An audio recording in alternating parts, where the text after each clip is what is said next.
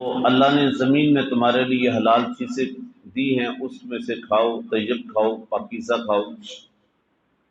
اب ہوا یہ کہ کچھ لوگ یہ دو طرح سے اس آیات کا، ان آیات بینات کا مفہوم ہے۔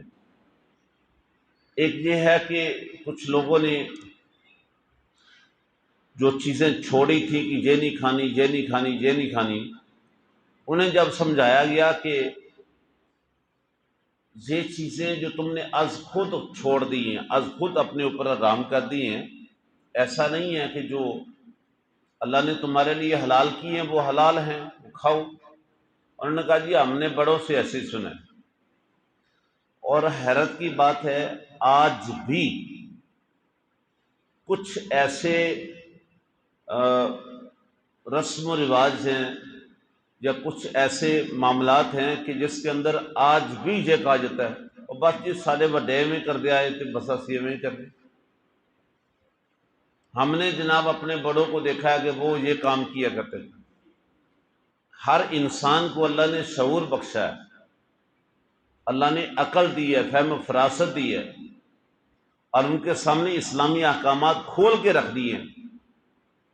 تو جب عقل دی ہے، شعور دیا ہے، تو بندہ خود بھی تو فیصلہ کرے نا کہ جس کو میں اپنا رہا ہوں وہ صحیح بھی ہے کہ نہیں۔ اندھی تقلید نہیں ہونی چاہیے۔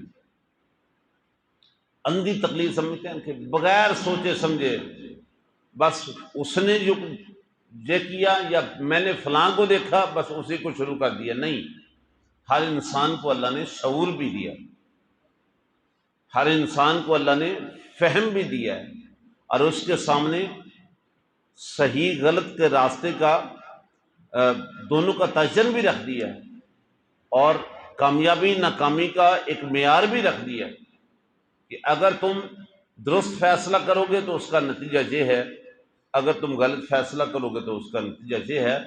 تو اللہ نے انسان کو شعور بھی دیا ہے، لیکن ان لوگوں نے کیا کہا؟ انہوں نے کہا جی وَإِذَا قِيلَ لَهُمُ اتَّبِعُوا مَا أَنزَلَ اللَّهُ، جب انہیں کہا گیا کہ جو کچھ اللہ نے اتارا ہے، اللہ نے نازل کیا ہے، اللہ نے حکم اتارا ہے، اس کی اتباع کرو، تو انہوں نے کیا کہا؟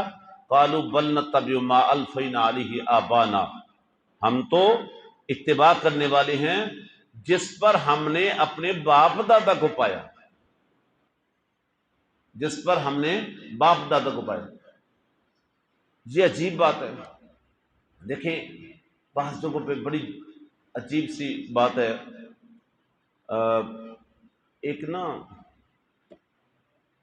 آستانہ کہہ لیں، پرخانہ کہہ لیں، وہاں مجھے جانے کا اتفاق ہوا، تو مجھے بتایا گیا کہ جی یہاں کا جو گدی نشین ہوتا ہے نا، یہ وہ ہوتا ہے کہ جو ساری زندگی شادی نہیں کرتا۔ بس اس کا گدی نشین وہ بن سکتا ہے جو ساری زندگی شادی نہیں کرتا، کمارا ہی رہتا۔ میں نے کہا کیا وجہ ہے؟ بس جی اس گدی کی یہ شرط ہے۔ میں نے کہا آپ اندازہ کریں کہ یہ صاحب شخصیت جو ہیں یہ اپنی ریاضت عبادت میں کتنے کی بلند ہیں؟ کیا صحابی کے مرتبے کو پہنچ سکتے ہیں؟ نہیں۔ نبی کے مرتبے کو پہنچ سکتے ہیں؟ نہیں۔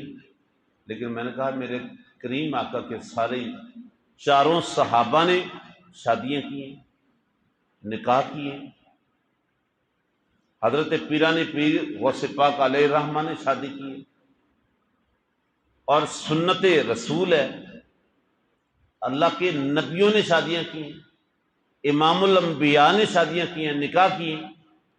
اب مجھے بتائیں کہ ایک طرف آپ کہیں کہ جی ہم یہاں پہ اسلام پھیلا رہے ہیں، اسلام کی تبلیغ ہے، اور دوسری طرف حضور علیہ الصلوۃ والتسلیم ایک ہے کسی وجہ سے کوئی نہ کر پائے، کسی کے حالات نہیں بنے، جوڑ نہیں بنا، وقت نہیں ملا۔ ایسے ہیں کئی گھرانے ایسے ہیں کہ جہاں پہ نہیں کی جا سکتی، لیکن ایک ہے کہ اس کو اپنا عقیدہ بنا لے کہ یہ کرنا ہی نہیں، تو یہ تو حضور کی سنت سے روگردانی ہے، اور فرمان رسول ہے النکاح من سنتی، نکاح میری سنت ہے، فمن راغب عن سنتی فلیس منی، اور جب میری سنت سے روگردانی کرے وہ مجھ سے ہے ہی نہیں، وہ میرا ہے ہی نہیں۔ اب ایک طرف اسلام کا لبادہ اور دوسری طرف بس یہ ہم نے پوچھا جائے وجہ کیا شریعت نے منع کیا، وہ الگ سے حکم آ گیا؟ نہیں جی، بس باپ دادوں کو ایسے پہلے سے ایسے ہی چلا آ رہا ہے، یہ ہے وہ اندھی تقلید، اور اس کی اسلام میں گنجائش نہیں۔ اللہ نے فہم و فراست دی ہے، عقل دی ہے۔ اب اس وقت تو لوگ تعلیم میں بڑے آگے چلے گئے، بچہ آج یہاں بیٹھ کے پوری دنیا کی خبریں رکھتا ہے۔ تو میرے بھائی، آج جو اللہ نے عقل دی ہے اس کو سامنے رکھتے ہوئے شریعت مصطفیٰ کو سامنے رکھیں نا، اس کے مطابق فیصلہ کریں کہ اگر پہلوں نے غلط کیا ہے تو اس کا مطلب ضروری نہیں کہ ہم بھی غلط کرتے رہیں۔ پہلوں نے اگر غلط فیصلے کیے ہیں، غلط عقیدہ اپنا لیا ہے، تو اس کی ضروری نہیں کہ بعد میں بھی آنے والا کوئی اپنائے، نہیں، اس کو اللہ نے شعور دیا ہے، وہ خود درست صحیح کا فیصلہ کر سکتا ہے۔ تو ایسے لوگوں کا ذکر جنہوں نے کہا جی قالوا بل نتبع ما الفینا علیہ آبانا، انہوں نے کہا یہ ہم تو اتباع کرنے والے ہیں اس کی جس پر ہم نے اپنے باپ دادا کو پایا۔ کئی رسم و رواج ہماری شادیوں کے اندر، فوتگیوں کے اندر ایسے ہیں جس کی یقین جانے اسلام میں گنجائش نہیں۔ اسلام کا مذاق ہے وہاں پر، اسلام سے غداری کیا لیں، لیکن کہا کیا جاتا ہے بس جی ہمارے پہلے سے ایسے چلا آ رہا ہے۔ کئی رسمیں ایسی ہیں، کئی رواج ایسے ہیں، دونوں موقعوں پہ، خوشی کے موقع پر بھی، غمی کے موقع پر بھی۔ آپ اندازہ کریں، ایک بارات کے ساتھ میں گیا، ایک بارات کے ساتھ، بڑی پرانی بات ہے، ایک بارات کے ساتھ میں گیا، تو جب بارات جس گھر میں جانی تھی نا، ان کا باہر تھا بہت بڑا گیٹ، تو اس میں جب داخل ہونے لگے نا تو ایک دم بھگدڑ مچ گئی۔ اتفاق سے میں تھوڑا ابھی پیچھے ہی تھا، بھگدڑ مچی اور ایک دوسرے کے اوپر لوگ گر رہے ہیں، پتہ نہیں کیا کچھ حشر نشر ہو گیا۔ میں کہا ان کو ہو گیا۔ جب اوپر میں نے دیکھا تو گیٹ کے اوپر وہ جو پلر ہے نا، ان کے اوپر 2 لوگ بیٹھے ہوئے ہیں، بلکہ 3، جو میری اپنی آنکھوں نے دیکھا۔ ایک ادھر بیٹھا ہے جی، ایک ادھر بیٹھا ہے، یہ جو نہیں ہوتے تسلے، ایک نے ریت کا بھر کے رکھا ہوا ہے، ایک نے سوا راکھ وہ بھر کے رکھا ہوا ہے، اور جو درمیان میں بیٹھا ہے اس کے پاس ایک بہت بڑی وہ ہے کنڈوں والی موڑی، جس کو پنجابی میں کہتے ہیں۔ اب وہ بک بھر بھر کے ریت پھینک رہا ہے برات کے اوپر، وہ سوا پھینک رہا ہے، وہ جناب کنڈے مار رہے، اور سارا حشر نشر ہو گیا۔ ظاہر ہے برات کے ساتھ لوگ آئے، صاف ستھرے کپڑے پہن کے آئے، بڑی تیاری کر کے آئے، اور جناب ستیہ ناش کر دیا 1 منٹ میں۔ اب بڑی دیر کے بعد خیر جناب وہ تھوڑا آرام ہوا، اندر جا کے بیٹھا۔ میں نے کہا یہ کیا ہے جی؟ جی رواج ہے سارا، یہ رواج ہے۔ اب بعض جگہوں پہ تو ہوتا ہے نا کہ آنے والے مہمانوں کو پھولوں سے استقبال کرتے ہیں، ہار پہنا، ان کا رواج یہ ہے کہ جی ہم اپنے آنے والی برات کا استقبال ایسے کرتے ہیں۔ یہ میں خود شامل تھا اس برات میں، اندازہ کریں ایسی جگہوں پہ، یعنی یہ ہے وہ پرلے درجے کی جہالت۔ لیکن طریقہ انہوں نے کیا بتایا جی؟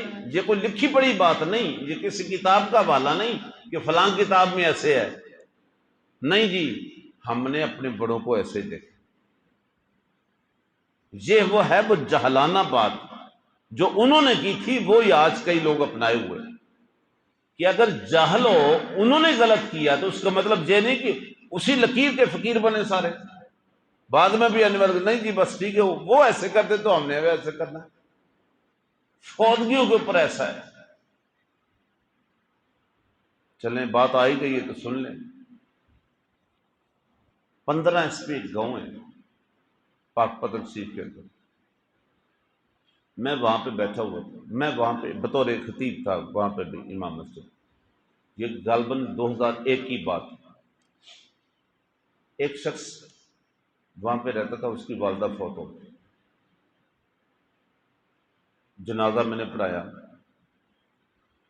روحانی ہو گئی. اس کے بعد 40ویں کا موقع آ گیا. اور یہ وہ چیزیں یقین جانے، میں کہتا ہوں ان چیزوں کو توڑنا چاہیے.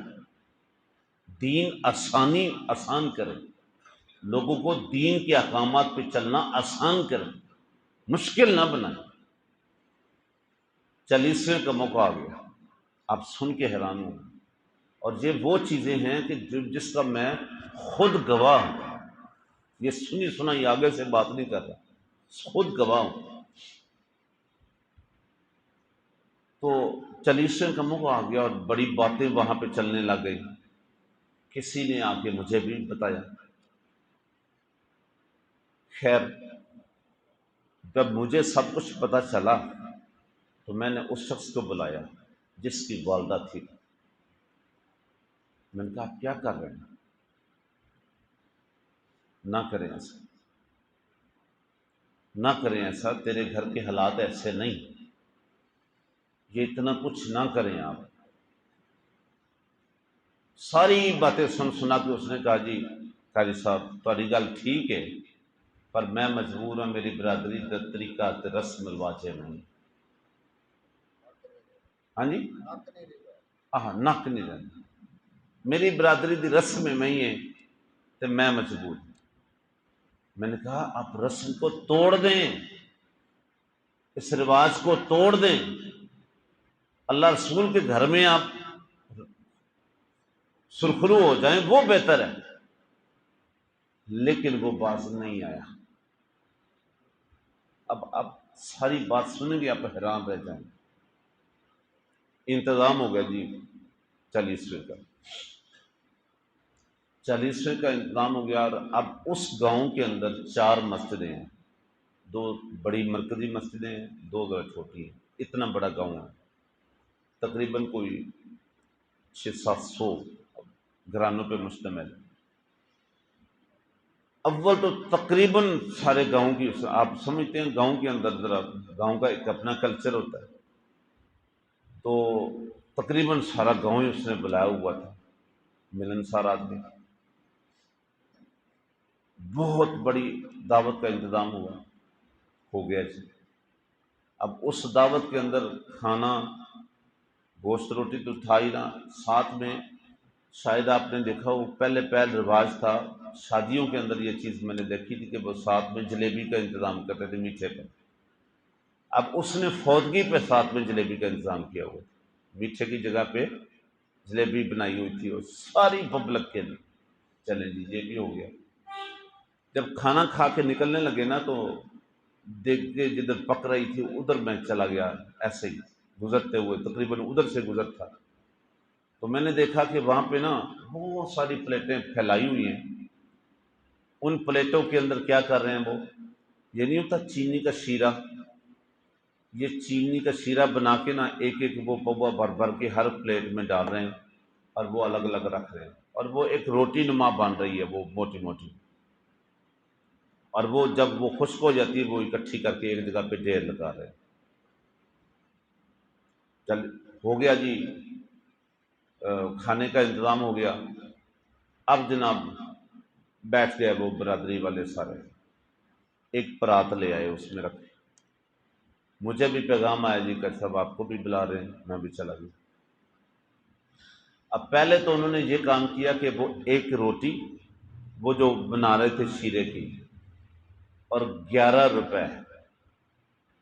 اس برادری میں جتنی خواتین 100 سال کی بوڑھی سے لے کر 1 دن کی بچی تک جو اس گھر میں آئی تھیں بطور مہمان، ہر خاتون کو انہوں نے ایک وہ شیرے کی روٹی اور 11 روپے تقسیم کیے.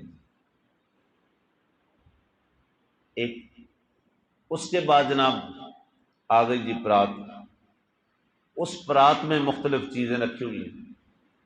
ایک سونے کی وہ چھڑی بنائی ہوئی ہے، 2 چاندی کی چیزیں ہیں، ایک ہاتھی کی شکل ہے، ایک سیڑھی کی شکل ہے، اور 2 کنگن ہیں چاندی کی. انہوں نے کیا کیا جی کہ وہ کنگن اٹھائے اور وہاں کا ان کا برادری کا جو میر عالم تھا وہ اس کو دیے، وہ ہاتھی کی شکل اور وہ سیڑھی جو ہے وہ اٹھا کے انہوں نے مجھے دی، اور ایک وہ سونے کی جو بنی ہوئی چھڑی نما تھی، یہ جی مسواک ہے جی سونے کی، یہ ہم نے دینی ہے جی پیر صاحب کو، وہ پیر صاحب کو دے دی۔ اب اگلی بات سن کے آپ حیران ہوں گے، اتنا بڑا خرچہ اس نے کیا، سب کی سارے گاؤں کی دعوت کی، میٹھے میں کیا رکھا، پھر جناب جا کے وہ خواتین کو وہ جو تقسیم کر رہے ہیں وہ چیزیں، پھر جناب یہ سونے اور چاندی کی چیزیں تقسیم ہو رہی ہیں، اور جو شخص یہ سارا کر رہا تھا اس شخص کی 9 بچیاں تھیں۔ کتنی؟ 9 بیٹیاں، ظاہر ہے اس میں سے جوان بھی تھی، ایک بیٹا تھا اس کا اور وہ معذور تھا،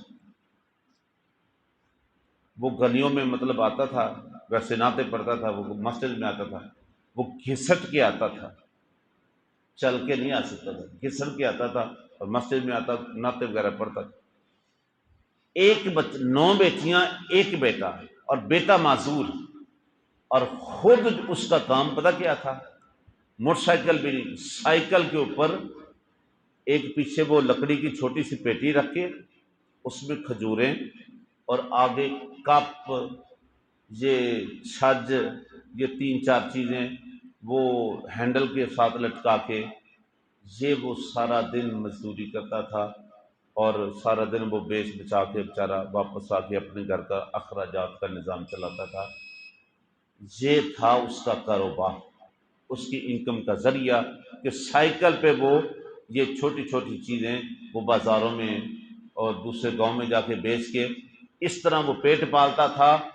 9 بیٹیاں، ایک بیٹا، وہ بھی معذور، کام آمدن کا کاروباری یہ ہے، اور دوسری طرف وہ آپ سارا انتظام سامنے رکھیں۔ اللہ کی عزت کی قسم، میں نے اپنا حق ادا کیا، میں نے پہلے بلا کے اسے کہا کہ یہ نہ کریں،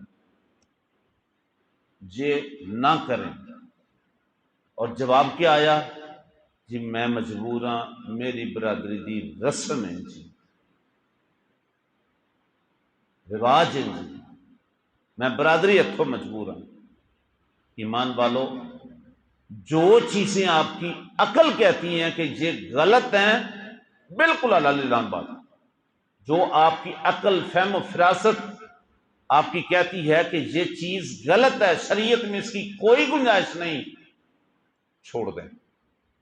برادری ناراض ہو جائے گی نا، زیادہ قبیلہ ناراض ہو جائے گا نا، لیکن یاد رکھیں خدا خوش ہو جائے گا، مصطفیٰ کریم خوش ہو جائیں گے۔ ایسی چیزوں کی تقلید نہ کریں۔ میں نے صرف 2 ایگزامپل آپ کے سامنے رکھی ہیں، خوشی کے موقع پہ، خوشی کے موقع کی اور غمی کے موقع کی۔ اسی طرح آج بھی دونوں موقعوں کے اوپر بہت ساری ایسی خرافات ہیں جس کا شریعت کے اندر کوئی دور دور تک بھی تعلق نہیں، لہٰذا ان چیزوں کو توڑنا چاہیے، ان چیزوں کو روکنا چاہیے۔ اللہ تعالی ہمیں عمل کی توفیق دے۔ ان لوگوں نے بھی کیا کہا تھا؟ قالوا بل نتبع ما الفینا علیہ آبانا، ہم تو ان کی اتباع کریں گے جس پر ہم نے اپنے باپ دادا کو پایا۔ فرمایا اولو کان آباؤہم، اگرچہ ان کے باپ دادا ہوں، لا یعقلون شیئا، کوئی عقل ہی نہ رکھیں، ولا یہتدون، اور نہ وہ ہدایت یافتہ ہوں، تب بھی انہی کے پیچھے چلو گے۔ وَمَثَلُ الَّذِينَ كَفَرُوا، ان لوگوں کی مثال، ان کافروں کی مثال، کَمَثَلِ الَّذِي جَنَّبُ، ایسی مثال ہے جیسے کوئی ایک ایسی چیز کو آواز دے جو آپ کی آواز سنے تو صحیح لیکن سمجھے نہیں۔ ایک گائے بھینس سامنے جانور کھڑا ہے، اس کو آپ آواز دیں، اب وہ آواز آپ کی سن تو رہی ہے لیکن سمجھ نہیں رہی۔